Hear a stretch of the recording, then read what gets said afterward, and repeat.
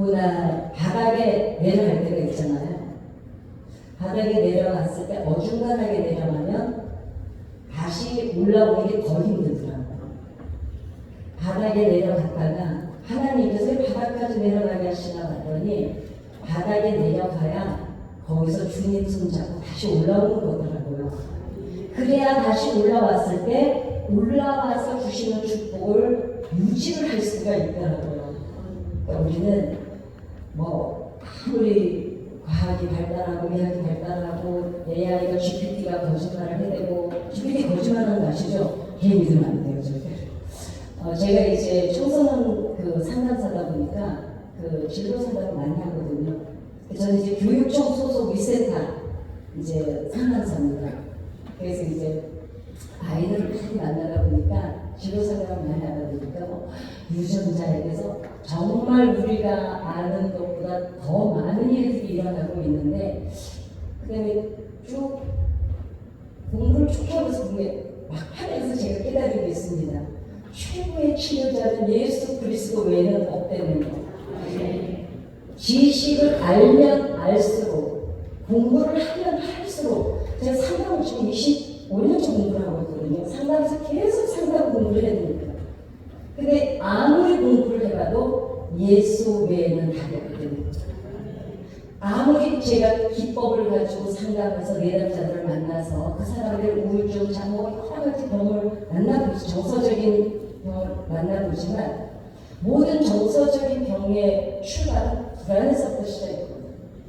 그러니까 불안하니까 조급해지죠. 조급해지니까 공격이 나오죠. 근데 왜 불안한가를 또 봤더니 믿는 구석이 없으니까 불안한 거예요.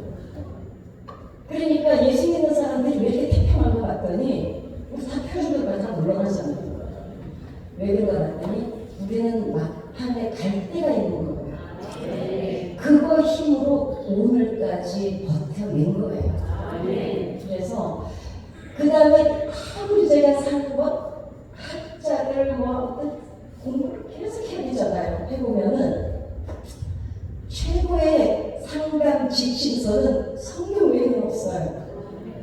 아무리 상담 현장에서 이 사람들을 다 해소를 해서 돌려보내놔도 영적인 게 마무리가 안 끝나요. 매듭이 딱 안 지어지면 우리가 운동화 끈을 이렇게 묶을 때 운동화 끈을 묶을 끝에 보면은 이렇게 딱 묶이는 게 있죠. 요즘에 그 생명을 연장시키는 걸 밝혀냈잖아요. 텔로미어라고 그 생명선이에요. 근데 텔로머리라고 그 텔로미어 끝을 딱 그 운동화 딱 조인 것처럼 해놓는 게 텔로머리라는 건데 이거를 연장시키는 걸 발견을 했어요. 그래서 우리가 죽고 싶어도 못 죽어요. 우리는. 의사가 참 살려내서. 그리고 정신 차리고 살아야 돼. 그러는데 상담도 마찬가지로 되는 거죠. 이 정서적인 저는 우리나라가 집단 스트레스를 알고 있다고 생각이 들어요.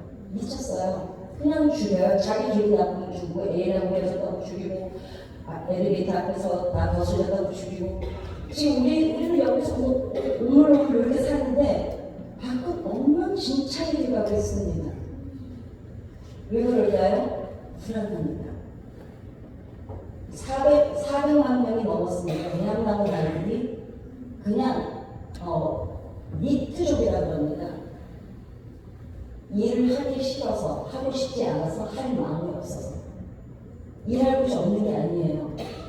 우리 젊은 아이들이 지금 니트족이라는 족이 되어가고 있고, 이런 세상에서 그 불안증을 해결하는 방법은 하나님밖에 없는데, 상담 현장에서 그 사람들을 다 만나서 어떤 정리를 해서 돌려보내놔도 영적인 게 마무리가 안 끝나면 결국 텔로머리 이 끝, 운동화 끝처럼 영적인 것으로 마무리를 안 지어놓으면, 아기를 안 지어놓으면 다시 현장이 또 와요. 저는 돈을 버니까 괜찮아요. 괜찮은데 안타깝죠. 근데 저는 너무나 감사한 게 되도록이면 상담사들이 예수를 믿었으면 그 권장을 많이 합니다. 왜냐하면 상담을 갖고는 해결이 안 되는 문제예요. 그러니까 상담사들은 자기들은 매일 고민이야. 근데 저는 알아요. 그 고민은 거기서 끝날 문제가 아니라는 거. 주님 때문에 얼마나 좋은지 모릅니다. 인생은 언제 인생의 악은 쥐어지느냐? 하나님을 만나야 끝이 납니다.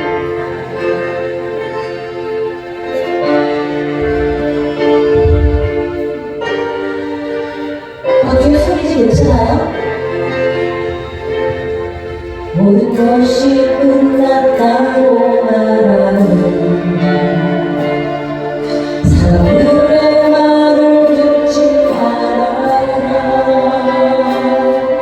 하나님은 아직도 너에게서 시선을 떼지 않았다. 세상에서 나를 찾지 마라. 사람들을 의지하지 말아라. 너의 모든 문제는 하나님만이 해결할 수가 있다. 기억을 주지 마라. 사랑을 멈추지 마라. 하나님이 너를 주목하고 있다. 내게 집중하라. 말씀을 붙잡아라. 하나님을 만나면 끝난 것이라. 기억을 쉬지 마라. 집중. 하나님이 너를 주목하고 있다. 내게 집중하라.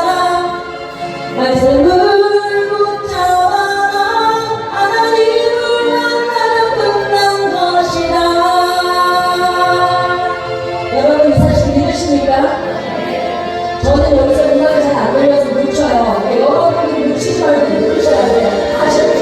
편죠? 알지? 모든 것이 끝났다고 말하는 사람들의 말을 듣지 말아라.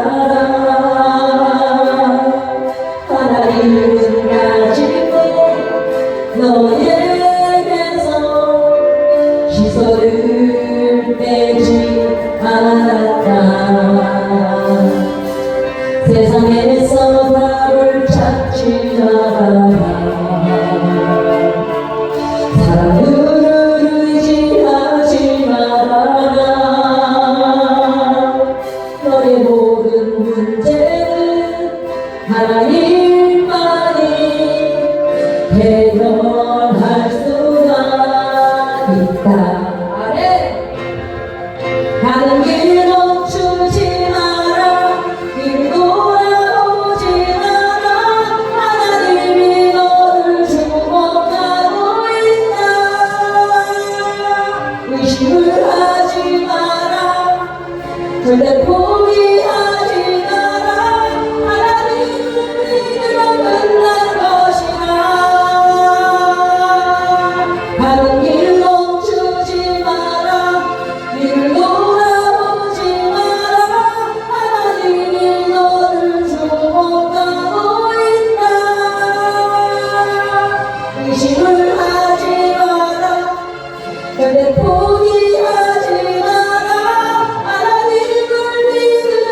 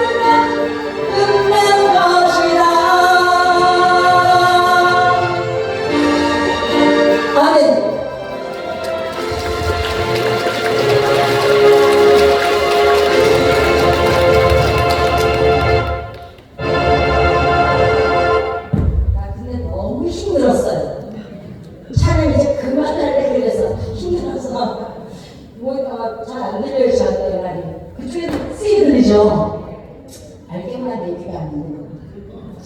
제가 오늘 오면서 제가 목사님이죠. 제가 집사 때 초대교회 때 집회를 봤더니 강대상에 뭐라고 써져 있냐면요, 조윤승 목사 초청단을 깜짝 놀랐어요. 왜냐하면 저는 정말 신학을 하기 싫은 게 아니라 안 갔거든요. 계속 남아본 사람들이 계속 남아본 신학하라 해가지고 이제 저들 안 한다고 그랬는데 뭐가 안 되면 내가 신학을 안 해서 이러나. 그리고 또 어떤 사람들이 그래. 그 목사님들이 간증을 뭐라고 하시냐면 안 돼서 안 되는 거예요. 나는 그 말 듣고 너무너무 싫은 거야. 나는 뭐 화려하고 멋있고 그렇게 사는 게 너무 좋은데 하다가 안 돼서 신학하거나 저를 지질해서 너무 싫은 거야. 그래서 정말 안 갔는데 그 얘기를 할 시간은 오늘은 없고, 그게 궁금하시면 새롭게 하소서, 맞다. 새롭게 하소서를 보실 때요, 어디에 들어와서 봐야 되냐면 조윤숙의 어게인이라는 제 유튜브가 있어요. 와서 제발 구독 좀 해라, 구독 좀. 왜냐면 제가 교회를 여러 군데 세웠잖아요. 그래서 이제 아직 유튜브로는 돈이 되지 않고 돈을 벌 생각도 없습니다. 근데 이제 크리스마스 때 제가 세운 교회들의 크리스마스 때 아이들 뭐 이렇게 비용을 보내고 이런 거 제가 개인으로 합니다. 그러는데 구독이 좀 많아지고 거기서도 돈이 된다네. 그러니까 그런다고 내가 추잡스럽게 거기서 돈 벌어서 그걸로 먹고 살겠어요. 그치? 그러니까 조윤숙의 어게인이라는 데 오면은 그 새롭게 하소서를 거기서 보셔야 그래도 조금 낫습니다. 제가 신학을 안 가려고 했던 거는 이제 이따 간증을 들어보시면 이제 아실 겁니다. 그러니까 신학을 뭐 일만 안 되는, 신학을 안 해서 안 되는. 근데 그때마다 무슨 생각이 나냐면, 아니 그 목사님도 그때 거기다가 왜 조윤숙 목사 초청 집사 갖다가 그것 때문에 혹시 그게 예언이 되면 이러는 게 아니라 별 생각을 다 했잖아요. 그랬는데 결국은 목사님 역할이 세셔서 제가 근데 자꾸 가셔서 그래서 목사님 신기가 너무 강하셔서 그때 예언하신 대로 저는 이제 목사가 돼서 오늘 또 이렇게 여러분을 만나게 됐습니다. 내가 신기라고 그러니까 무슨 신기야? 하나님의 신기죠. 그래, 맞아요. 근데 제가 오기 전에 이제 이 중국교회가 무슨 일을 하고 있는지를 봤잖아요. 근데 제가 오늘도 그 얘기를 했어요. 이 교회를 생각하면 마음이 이상하게 먹먹한 거예요. 왜냐하면 사실은 사명이 있다고, 돈이 있다고, 열정이 있다고 이 모든 일들을 해낼 수 있는 게 절대로 아닙니다. 단언하건데 제가 아까 영상 보셔서 저는 37년째거든요, 사역이.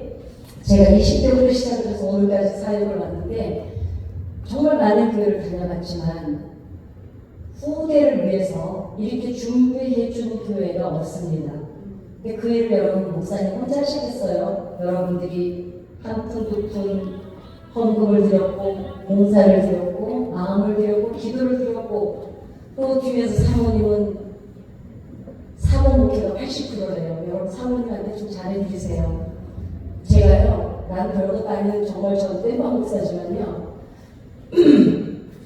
정말 극한 직업인 것 같아요.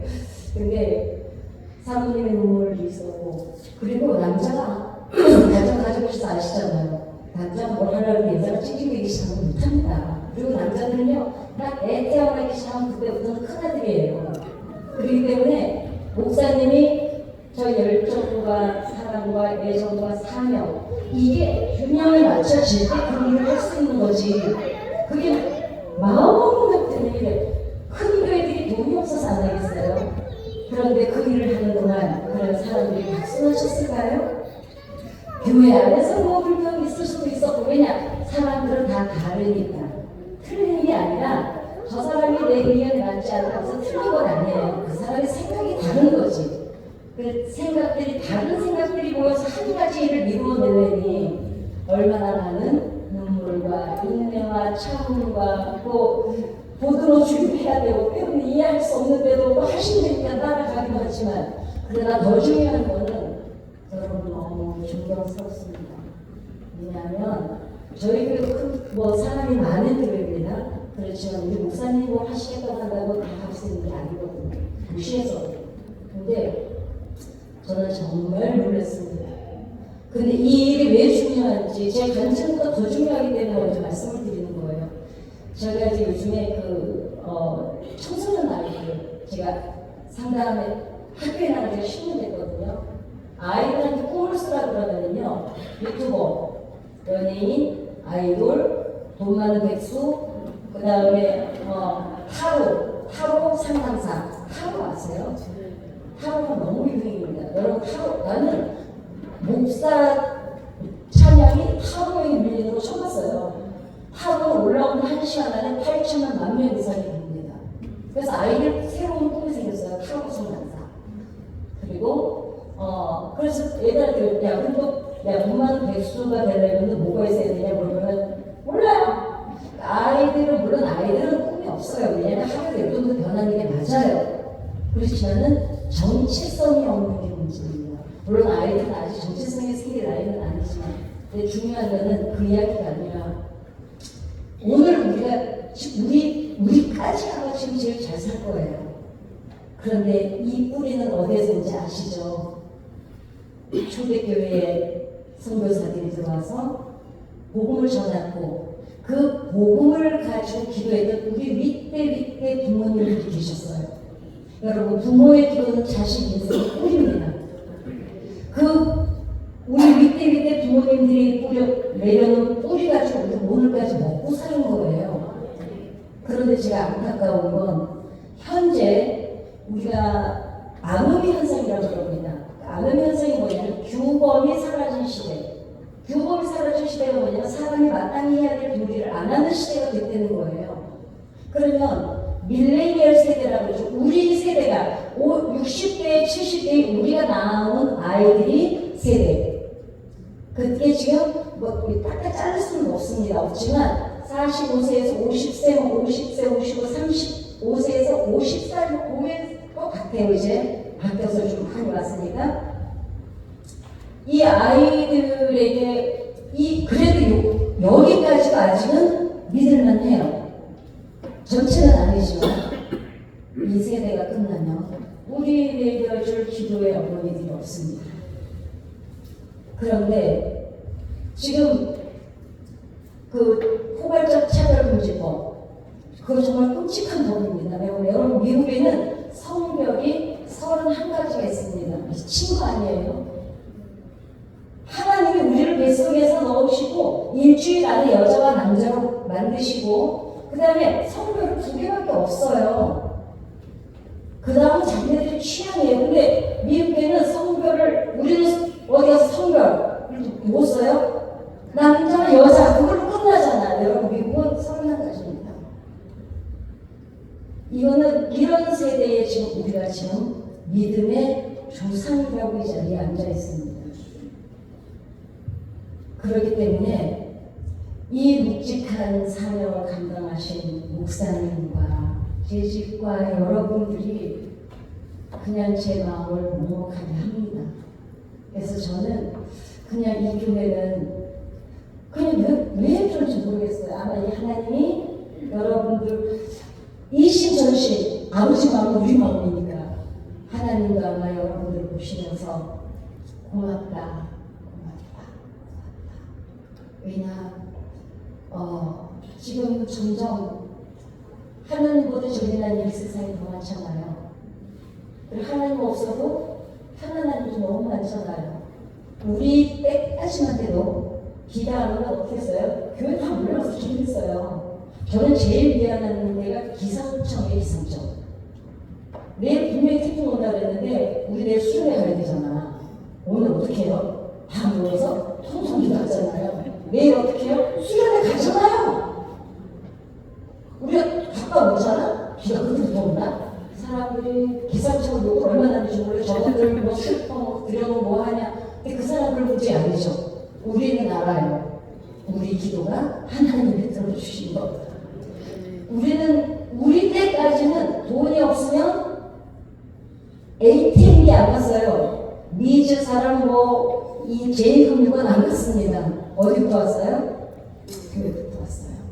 아프면 어떻게 했어요? 교회부터 뛰어왔어요. 근데 지금은 안 그래요.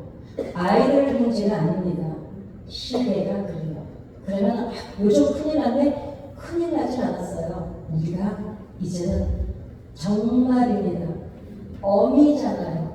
부모잖아요. 새끼 사람은요, 이 세상에 내 마음대로 절대로 되는 일이 없다는 걸 하나님이 알려주시려고 주신 게 자식이래요. 그 자식들, 그런데 보세요. 그래도 그 자식 위해서 생명도 내놓을 수만 있어서 내 생명의 쓰임만 있으면 내놓을 수 있는 건 이 세상에 부모밖에 없습니다. 그래서 부모님, 어머니도 그렇고 여러분, 남편들은 아들이니까 아들들을 기도해 줘야 돼. 남자분들 얼굴이 부서지는데 미안합니다. 네, 근데 어머니 여러분, 그래도 어머니가 강해요. 이제 이 교회가 후대를 위해서 이렇게 준비하셨으니 우리 할 일 끝난 거 아니죠? 어떻게 해요? 그 아이들의 믿음의 뿌리를 내려주는 일이 이제 또 남아있습니다. 그 일을 감당하시는 여러분들이 참 존경스럽습니다. 제가 등진을 하기 전에 오늘 선물을 여러분, 그래서 오면서 무슨 생각이냐면 마음을 한 200개 사갈까 했는데 여기 얼마 몇 분이신지 모르겠는 거예요. 그렇게 못 만들어주면 되는 거야 갑자기. 그래서 제가 이 책이 아까 이제 구절초 보셨잖아요. 구절초 축제도 있었다면서요 여기. 구절초 혹시 구절초 꽃 이름은 아시지만 마디가 9개라서 이제 구절초잖아요. 근데 왜 또 다른 말로 뜻이 있는 거 아세요? 내가 가르쳐줄게. 9번을 구전으로 내려오기를 9번을 꺾이고 꺾어주고 꺾여주고 마지막까지 또 옆에서 새순을 내서 꺾어지는 자리에서 또 새순을 내서 마지막. 이 구절초는요 사실 가을 초입에 설이 내리기 전까지 마지막까지 피어있는 게 구절초입니다. 그렇게 9번을 꺾어줘도 끝까지 꽃을 피워내는 게 구절초라고 합니다. 그래서 이 약간은 어차피 작가들은 자전적 소설이 안 될 수가 없어요. 10권을 내도 10권이 다 자전적이에요. 자기가 경험하고 쓰는 게 자전적이니까. 근데 누가 또 그래, 여기 안에 있는 남자 주인공 어디 갔냐고 물어봐요. 남자 주인공은 여기는 살아요. 네, 그래서 이 책을 제가 한 100몇십 권 가져왔어요. 근데 왜 가져왔냐? 이게 그러면 또 사람들이 우리가 전도할, 제가 전도를 많이 해봐서 알잖아요. 전도할 때 교회 책을 좀 잘 안 읽어요. 어쩔 수가 없어요. 지금 이제 믿어봐야 그때부터 읽어. 그러니까 처음에는 안 읽는데 이 책은 그냥 소설이에요. 근데 내가 누구야? 끝판에 가서 결국은 자기도 모르게 하나님이라는 분을 알게 만들어서 곳곳에 다 숨겨놨습니다. 근데 이 책이 연극으로 올려졌어요. 올려지고 그 시인들 협회에서 그 발문찾기라 그래서 어록같이 어떻게 이런 말을 썼냐고 했다니까. 그 제가 봐도 좀 잘 쓴 책이에요. 정말 이 책 쓰는 1년 동안 많이 아팠습니다. 아팠지만 하나님께서 저 책을 통해서 분명히 어떤 사람은 10번 읽었다고 해요. 만약에 오늘 모자라서 못 가져가시면 조윤숙의 뭐라고요? 기억 좀 해라. 기억 좀 해라. 우리 다 60 넘었잖아요. 내가 60 넘었다는 사람들이 재수없다는 거예요. 그랬는데 저기 조윤숙의 어린. 근데 뭐 사이트도 10개가 넘어요. 근데 거기 딴 데 가면 소용이 없어. 거기다 올려와서 놓으시면 제가 책 보내드릴게요. 그래서 전도 며칠 날이지? 11월 3일. 전도 보니까 어떠세요? 근데 제가요 진짜 감동받은 얘기를 들은 적이 있습니다. 언제냐면 우리 제가 분재를 하고 있는데 그 분재 실장님이 이래. 몽탄이라는 곳에 새 도시에 시도시 이사를 갔는데 교회를 정할 수가 없어서 막 10몇 교회를 다녔대요. 그래도 정하지를 못하고 고민을 하고 있는데 자기네 바로 앞에 교회가 하나 있는데 뒷모습이 그렇게 아름다운 교회를 처음 봤다는 거죠. 그 말에 너무 정말 빵 한 대 맞은 기분이었어요. 그래서 내가 그게 무슨 뜻이야? 그랬더니 그 교회는 성도들이 끝나고 돌아갈 때 보면 뒷모습이 다 행복하다는 거예요. 무슨 의미인지 알아들으셨죠? 뒷모습이 행복한 교회. 그리고 그분이 또 이 말을 해요. 그 교회는 뒷모습이 너무 아름답더라는, 깨끗하더라는 거예요. 뒷욕을 안 먹더라는 거예요. 요즘에는 사람들이 말을 한다고 말을 들어주는 시대는 이제 아닙니다. 초대교회에 제가 이제 요즘에 우리 그 스승들에게 저는 이제 목회하는 목사 아니잖아요. 제가 얼굴을 보세요. 목회하게 생겼나. 저도 그래서 신학교 안 간 거예요. 왜냐면 나는 정말 신학교 가는 게 싫었어요. 그랬는데 요즘에 땜빵설을 합니다. 우리 교회가 이제 주에 부교육자님들이 너무 바빠가지고 일주일에 3번씩 내가 다닌 것 같아. 일주일에 3번이나 설교를 하니까 우리 목사님 오고 목사님 일주일에 한 번이나 2번밖에 안 하시고 제가 3번씩 하니까 월급을 목사님보다 제가 더 받아야 되더니 그럼 네가 살림도 한번 해봐라 이래서 딱 그 얘기를 끝냈어요. 없었던 걸로. 근데 그래서 이제 제가 이렇게 비로소 설교라는 걸 이제 준비하다 보니까 초대교회 교인들이요. 로마에 지배를 하고 있었을 때잖아요. 근데 그 5%의 그리스도인이 로마를 뒤집어놨잖아요. 그 압제당하고 압박당하고 핍박당하고 수모당하고 그렇게 사는데도 왜 그 사람들이 복음이 전해질 수 있었나 봤더니 본인들이 행복했어요. 저는 상담사라서 그 얘기를 많이 하지만 여러분들이 먼저 행복해지셔야 됩니다. 전도자가 되기 전에 제가 이제 관계적으로 세미나를 한 20년 넘게 제가 왜냐면 전도를 저희 교회에서 많이 하고 있으니까요. 근데 사람들이 저한테 전도했을 때 제일 많이 들었던 말이 그 말이었어요. 뭐가 맨날 그렇게 좋아? 웃는 얼굴에 침 있는 사람 없다 그러잖아요. 그래서 11월 3일까지 혹시 그동안 웃고 싶은데도 7년 때문에 못 쓰셨던 분들 계시면 그냥 목젖이 보이게 많이 웃으시고 그 다음에 다른 사람들이 중동교회를 봤을 때 저 교회는 뒷모습이 참 행복한 사람들, 아름다운 사람들. 그러면은 지역 안에서는 예수 믿으세요 이것보다 더 빨리 먹히는 게 그냥 그 사람들이 싫어하는 것만 안 하면 돼요. 제가 부부 상담 이혼 부부들 많이 만나잖아요. 이혼 부부들 많이 만났는데 부부들한테 제가 하는 게 빨라요. 상대방이 싫어하는 짓만 안 하면 안 싸워요. 그건 부부도 그렇고 자식 간에도 그렇고 이혼 간에 다 그래요. 근데 왜 상대방이 싫어하는 짓을 할까요? 내 마음대로 고쳐보고 싶어서. 그럼 나는 딴 사람이랑 고치려고 그럴 때 기분 좋을까요? 개거품 옵니다. 네.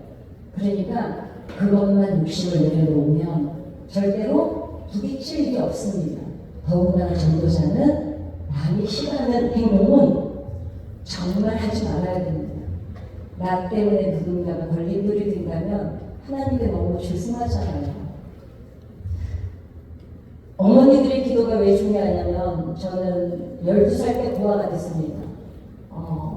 강원도 조선이 제 고아인데요.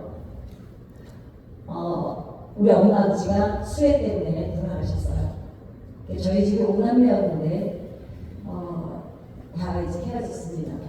지금 저랑 같이 살고 계신 남동생은 지금 이제 60살이 다 돼가는데 아직도 결혼을 안 했어요. 공부가 49살에 끝났어요. 그 동생을 27살에 찾아왔습니다. 그래서 그때부터 중학교 과정을 하기 시작하고 옛날에는 국민학교였잖아요. 또 국민학교밖에 나와 있지 않아서 그때부터 중학교 검정고시, 고등학교 검정고시, 그다음에 대학을 졸업하고 대학원을 가고 유학을 갔다 오고 나니까 49살이에요. 그래서 아직도 결혼 못하고 우리 교회에서 저희 교회는 여기 선물로 다니잖아요. 우리 수목원교단은 결혼을 안 하면 목사 안수를 안 줍니다. 그래서 지금 이제 음양과 영상실에서 이제 전도사로 여전히 만년 전도사로 지금 근무를 하고 있는데 저희 엄마가 돌아가실 때 저는 감리교를 다녔거든요. 우리 엄마가 목사님 오셔도 이렇게 물어보더라고요. 내가 죽는 건 안 무서운데 새끼들을 두고 죽는 게 너무 무서워요. 그래서 우리 엄마가 울던 모습이 저는 지금 눈에 생생합니다. 그러면서 우리 목사님한테 엄마가 뭐라고 물어보냐면, 하나님이 내 새끼들 나보다 더 잘 키워주겠죠. 그리고 우리 목사님이 그럼요. 애들을, 우리 엄마가 속장이었거든요. 당뇨 속장이었네요. 속장보다 하나님이 훨씬 잘 키워줄 거예요. 여러분, 내 자식이라도요, 내가 키우면 내 수준밖에는 안 됩니다. 근데 그 자식을 하나님께 맡기면 하나님이 하나님의 수준으로 키워주십니다. 그렇게 우리 엄마가 죽기 전에 저한테 주셨던 게 성경 찬송가였습니다. 교회 빠지지 말라고. 교회 잘 다녀? 교회 빠지면 안 돼. 그게 유언이었고, 그리고 그 12살짜리 저한테 제 동생을 맡기는 거예요. 상수는 다른 데 보내지 말고 네가 데리고 다녀. 이래요. 근데 그 말이 저는 무슨 말인지 몰랐습니다. 근데 우리 엄마는 알고 있었던 거예요. 이제 엄마까지 죽고 나면 얘들이 다 헤어질 거다. 고아라는 삶은요, 허벌판에 그냥 아무것도 아니고 발가벗은 채로 서 있는 그런 인생이에요. 사람들이 그냥 무조건 무시해요. 제가 13살 때, 12살 엄마 돌아가시고 13살이 되기 전에 그냥 똑똑하다고, 그래 하나라도 공부시켜서 공부시키자 해서 저만 서울로 이제 입양을 왔습니다. 근데 그때는 저희 언니 2명은 이미 시집을 갔어요. 근데 옛날에 전라도에 있었나 모르겠는데 민면이라고 혹시 아세요?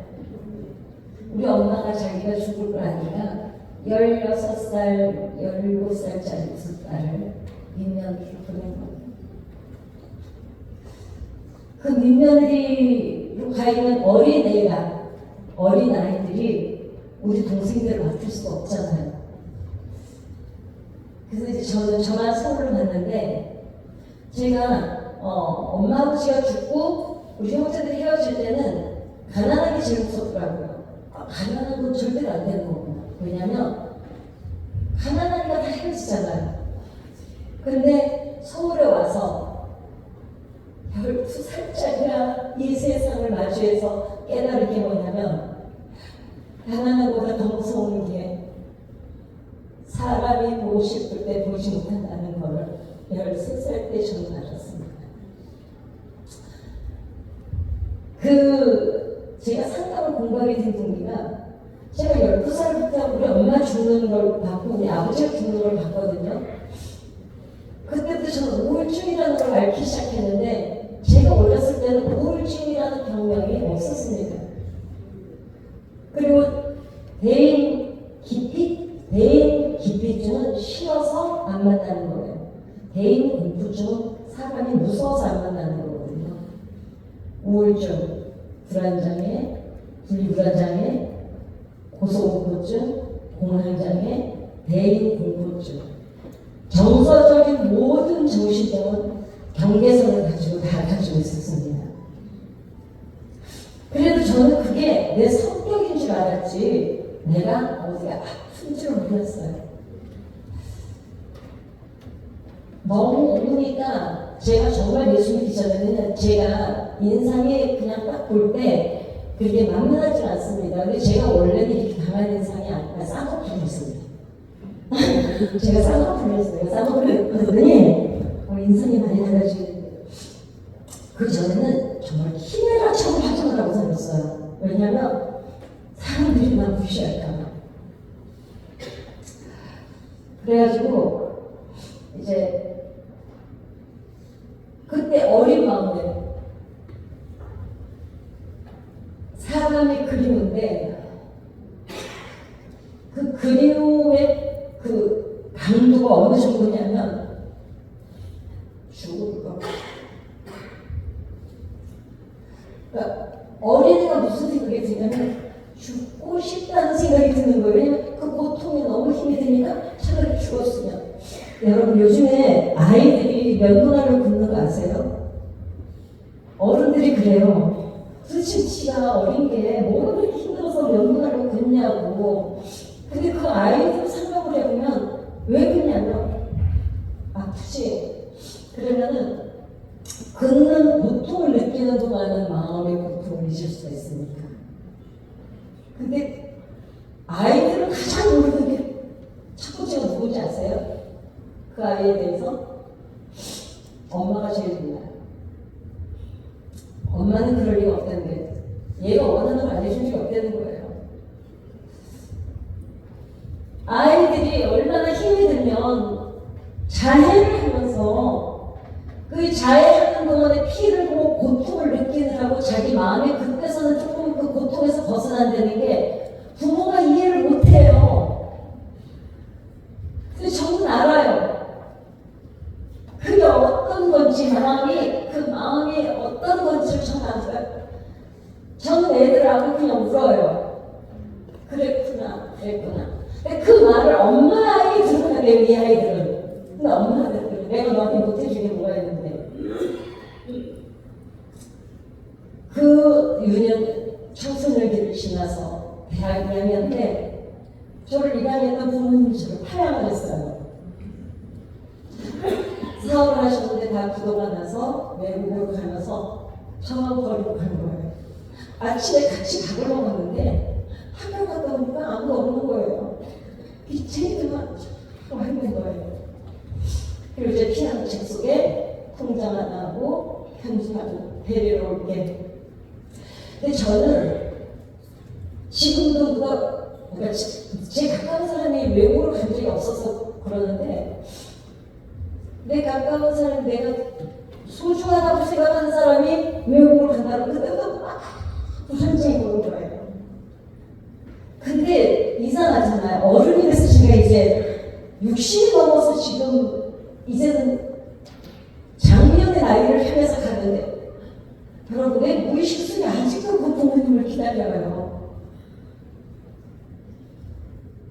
우리가 세멘 공부리를 할 때 말르기 전에 탁 하면 손자국이 나면 어떻게 해요? 그 세멘 그 콘크리트가 다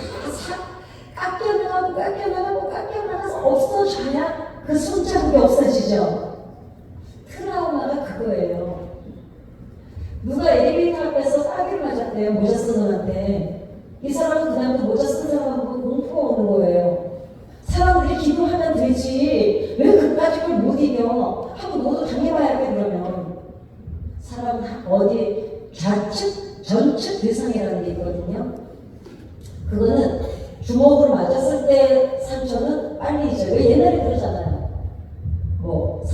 주먹으로 맞은 상처는 빨리 잊어도 말로 받은 상처는 오래 가는데 그 말이 과학적인 게 맞습니다. 전축 대상이라고 있어가지고 말로 상처를 받으면 얘는 더 6배, 7배를 기억을 해요. 왜냐면 다음번에 또 상처를 받을 때 내가 이겨야지 이러려고 강화를 시키는 거예요. 자기 상처를. 그 상처를 요만한 상처를 얘는 어떻게 인식을 해요? 크게 기억을 하는 거예요. 그러니까 말로 받은 상처가 평생 가는 거예요. 저 11개월 동안요. 아침 굶고 저녁 굶고 낮에 짜장면 한 그릇 먹고 11개월 살았어요. 잠은 어떻게 잤느냐? 친구들 집에서 일주일도 따라가자고 하루도 따라가자고 한 3개월도 따라가자고. 그때 제가 그 빚쟁이들 집에서 피아노 책이랑 가방을 챙겨놓고 나와서 서울에 가면 종로 5가라고 있거든요. 종로 5가에 가면은 지금은 모르겠을까? 내가 대형 약국이 쫙 있는 거리가 있어요. 그 앞에가 또 버스 정류장입니다.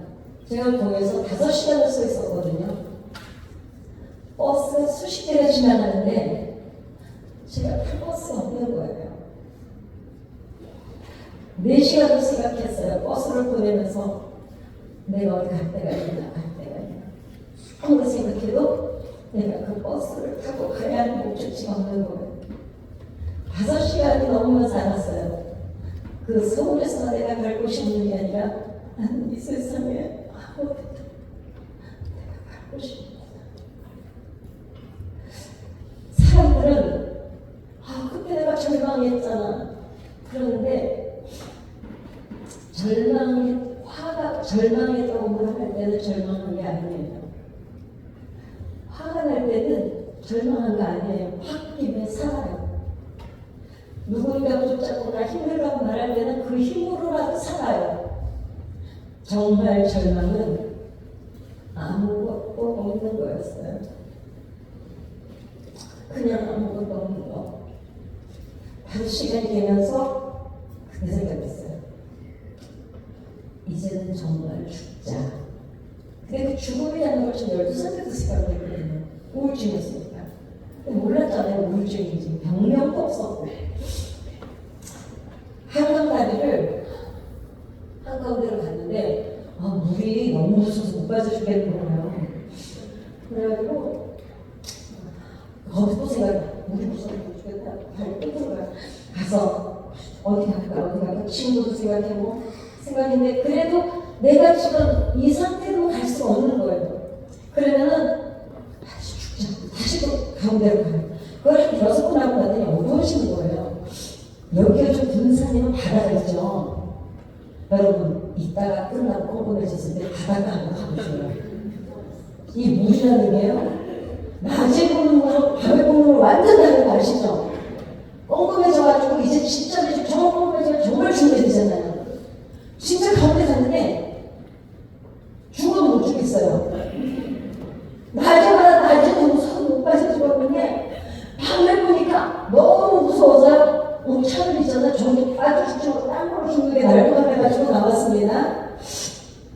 제가 그때 그 남산이라는 데로 올라가서 서울역에 있는 데를 쭉 내려다 보니까 서울이 너무 예뻐요. 밤이 되니까 막 불빛이. 제가 그때 어린애가 이렇게 기도했어요. 하나님, 나도 서울에 집이 한 번만 있었으면 좋겠어요. 우리 어렸을 때는 어려웠잖아요. 사람들이 다 서울로 왜 갔어요? 먹고 잘 때만 있으면 일할 때가 많으니까. 근데 여러분, 하나님은요, 원한을 풀어주시는 하나님이세요. 그 어린애가 그 남산에서 서울을 내다보면서 하나님, 나도 이 서울에 집이 하나만 있었으면 좋겠어요. 그렇게 그냥 던졌던 얘기인데, 제가 하나님께로 돌아오고 나서 항상 집이 한 채 든 적이 없어요. 집이 막 있어요. 근데 신학교 가기 전에 다 털어갖고 아까 보셨죠? 온 상황 교회지고 그냥 신학교 가는 거. 하나님 앞에 돌아오고 나서 제가 깨달은 게 그 어린애가 그때 하나님 나도 집에 하나 있었으면 좋겠어요. 그래 너는 집에라도 한번 가져가 싶어. 제가 진짜 하도 교회 짓는다고 시골교회에서 누가 땅을 기증했는데 집사님 땅을 팔 돈이 없어요. 그래서 집 하나 가지고 보내고 그 집이 나온 거 말고요. 온 사람들 집을 허구를 팔아먹어 그렇지 한 번도 하나님이 집은 이제 한 채밖에 없어요. 하나님이 집을 꼭 한 채 이상을 주시더라고요. 그래서 제가 남들이 예술 이거 신학자들이 되면 나보고 무슨 그런 미시같은 신앙이라는데 그러거나 말거나 내 믿음인 거 못하겠어요. 제가 알았어요. 하나님이 그래 집 하나 갖고는 너무 불안해하니까 하나님이 또 나는 어차피 팔아서 교회 짓는데 내는 거 아니까 원한을 풀어주시는 하나님. 여러분들이 어떤 경우든 여러분 부모 자식간이잖아요. 하나님하고 우리하고요. 내가 아무리 지혜를 여러분들이 자식이 죄졌다고 대신 교도소를 갈 수 있으니까 몸을 내줄 수가 있습니까? 그거는 어려운 일이거든요. 하나님은 네가 회개하면 내가 십자가에 못 박혀서 너 살려줄게 하고 십자가에 달리신 게 아니에요. 우리가 죄인이라는 거 알고 있을 때 십자가에 달리시지 않았어요. 그냥 내 새끼들 때문에 자기 살 다 뜯겨 먹여서 살려내신 거예요. 그 아버지가 우리 하나님이세요. 여러분들이 지금 전도를 해야 되는 대상들은 집단 스트레스로 인해서 60% 이상이 전 우리나라가 정서적인 아픔을 겪고 있다고 봐요. 이건 상담사들이 알고 있어요. 분노 조절이 안 되고, 그 다음에 너무나 자존감이 낮고, 너무너무 정서적으로 아픈 사람들이 많은데, 거기에다 대고, 그 사람들에게 우리가 해줄 수 있는 게 없어요. 막 하나. 교회는 돼! 교회는 다 힘든데! 제발 그러지 말고요. 울고 있거든? 그냥 가서 앉아서 휴지도 보내지 마세요. 상담실에서는 내담자가 올 때 휴지를 안 줍니다. 휴지 주는 순간에 이 사람이 휴지를 닦느라고 눈물이 멈출까 봐. 실컷 울게 두느라고. 누가 울고 있거든? 바로 앞에서 10초만 봐줘도 이 사람은 나를 지켜봐주는 이 힘으로 이 사람은 다시 일어서는 거예요. 누군가 힘들어할 때 그냥 가서 말 없이 손 한번 이렇게 그냥 이렇게 잡아주면 이 온기로 또 세상 사람들은 또 살아내는 거예요. 지금은 그 정도가 필요한 시대라고 저는 생각을 합니다. 그래서 왔을 때 예수님이 그 고기자리 할 때 예인선이라는 게 있거든요. 예인선이 어떤 걸 잘 아시죠? 군산이니까 배와 배가 크게 두 개가 그물 하나를 같이 잡고 가는 게 예인선이잖아요. 아마도 지금 태신자 작정하시고 전도하시고 올 사람 저 사람이 왔으면 좋겠지만 믿음이 안 가는 사람도 있고 기약이 없을 때 절대로 괜찮으세요. 충분히 지금까지 기도하셨고 충분히 애쓰셨고 충분히 여러분들은 최선을 다하셨기 때문에 이제 오고 안 오고의 문제가 아니에요. 그 중에서 오는 사람들을 내 대상자가 안 왔으면 내가 이 데려오는 사람이 예인선이 돼주면 돼요. 이 사람이 나는 정말 말 한마디 할 줄 몰라서 전도 못하는 사람이 있거든요. 밥장하면 돼요.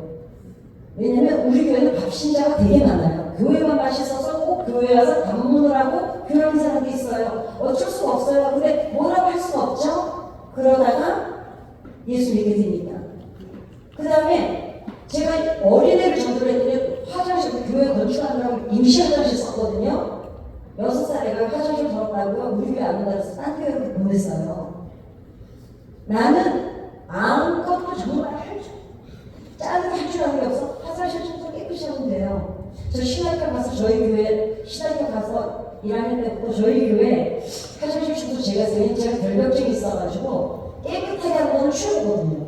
그래서 제가 화장실 청소만 하면 우리 목사님 뭐라 하시냐면 화장실에서 밥상을 받을 수 있다고 했어요. 그리고 우리 교회 오는 사람들은 다 화장실을 어떻게 이용해요? 쾌적하게 이용하는 거예요. 작정하시고 기도하시고 애쓰셨는 만큼 이제 결과는 하나님께 내어드리고 지금부터는 뭘 해야 되느냐? 내가 할 수 있는 것만 하면 돼요.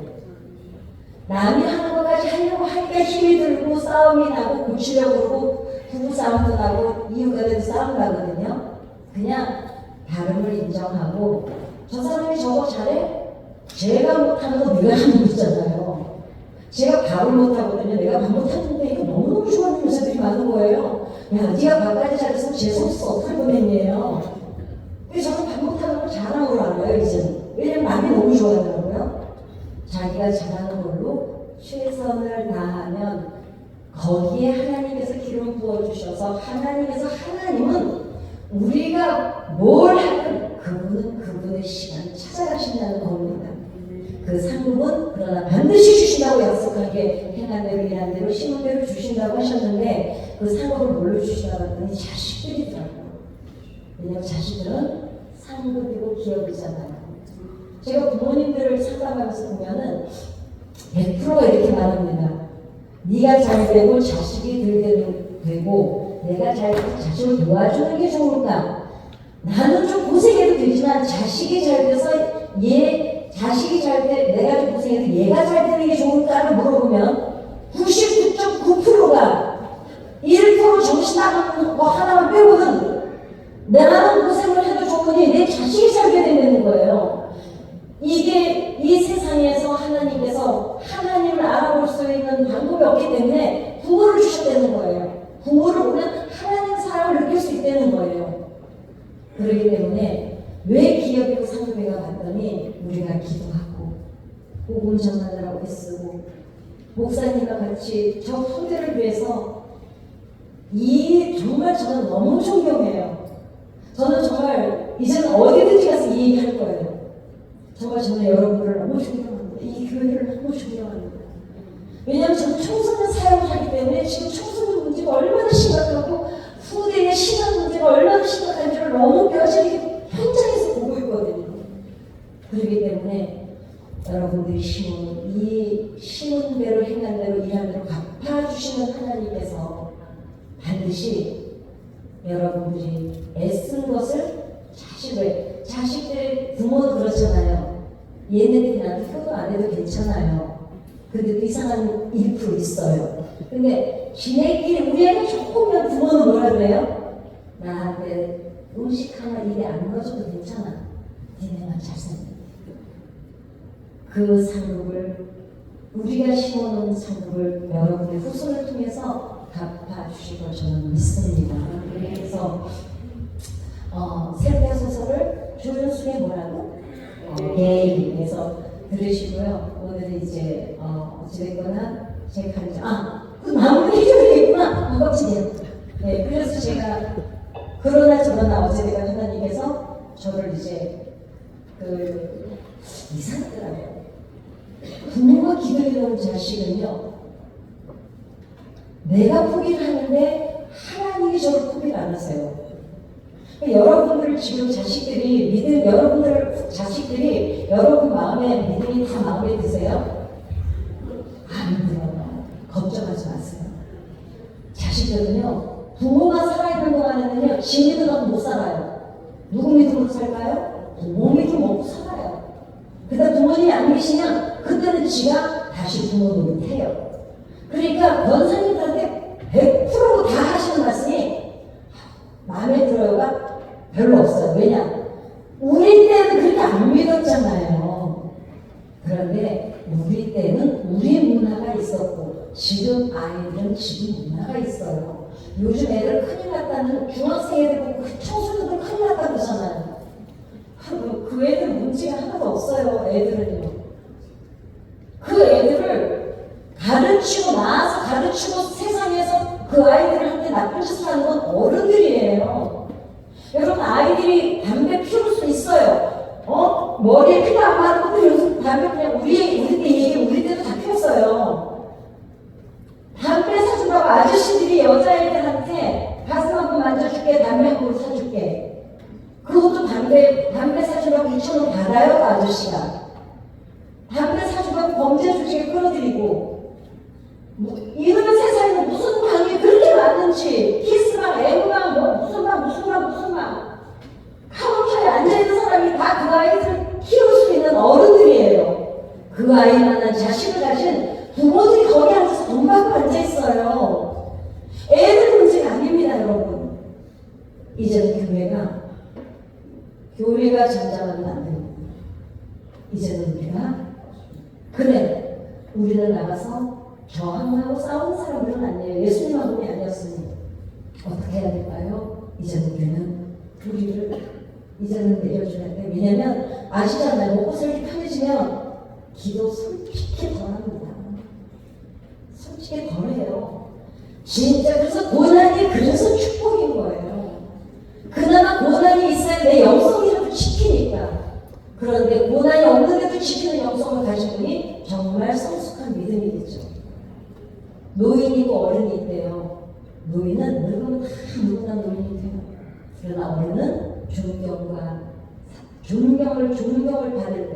근데 덕이 있어서 존경을 받을 때인데 그 덕의 의미는 뭐냐면 수용 능력이더라고요.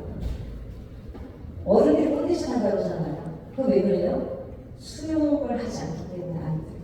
그래서 그 얘기는 이제 이 얘기가 아니면 큰일 났어.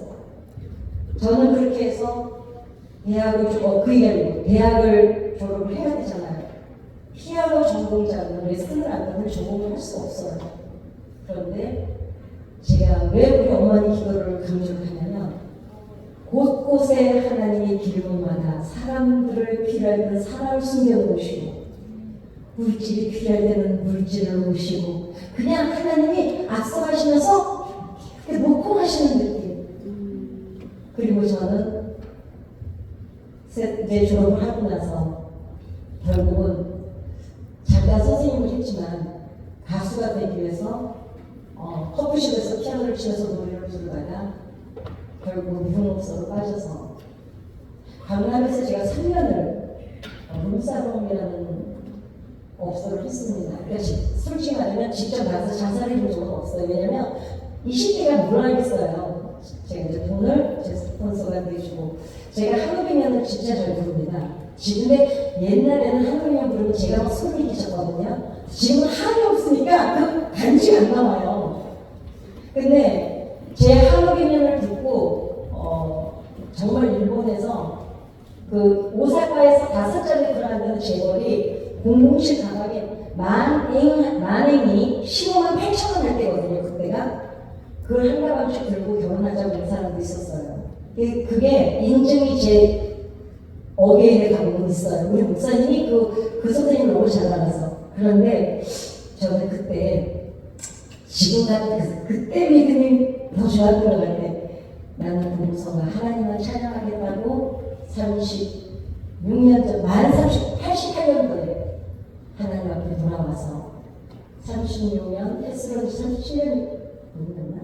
아무튼 오늘까지 여기까지 하나님의 은혜로 왔고 제 동생 다 찾아와서 학교 방문해서 주의 종 듣고 우리 언니 다 전도해서 가족들 다 전도해서 저 하나로 우리 언니 권사님 되고 아이들까지 다 조카도 주의 종이 되고 제가 깨달았어요.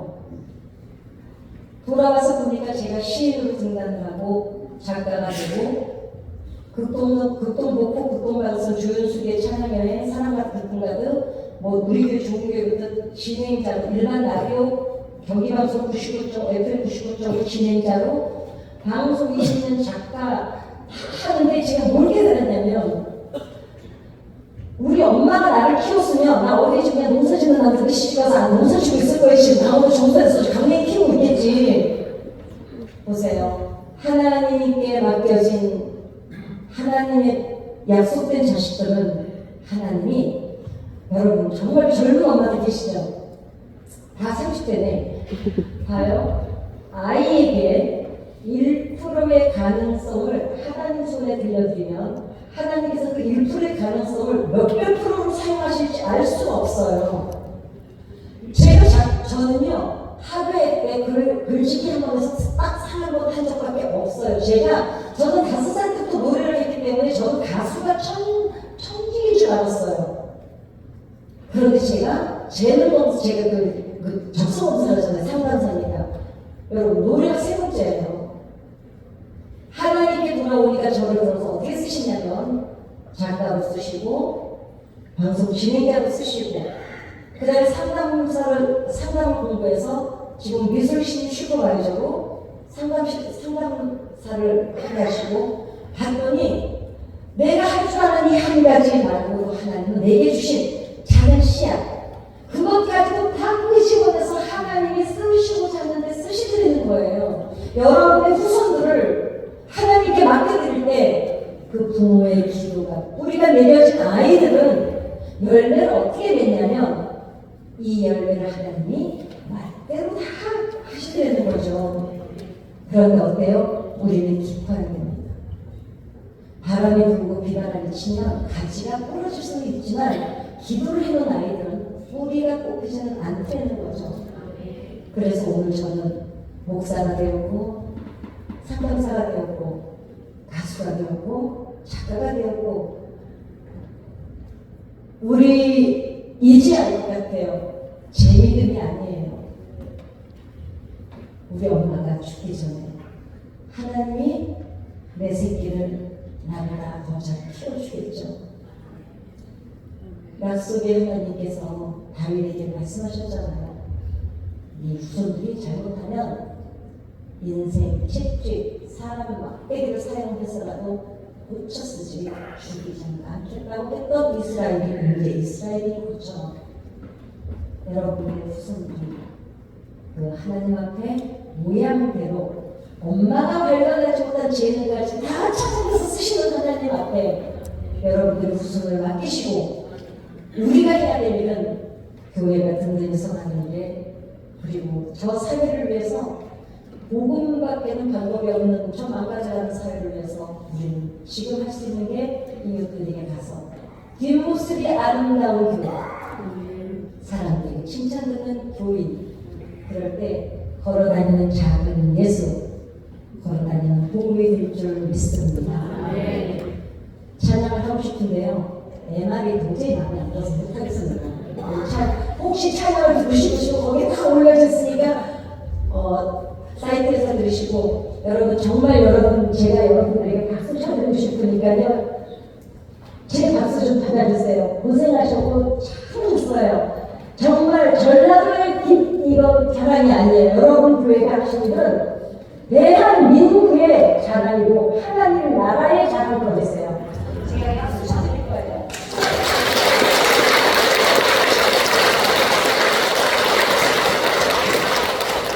목사님 얼마나 일 벌리고 다니세요. 그 뒤치다거리 하느라고 얼마나 고생하셨어요. 세상에 옆에서 치다거리 하는 사모님은 얼마나 더 고생하셨을까요. 목사님 사모님께 한번 박수 쳐주시죠.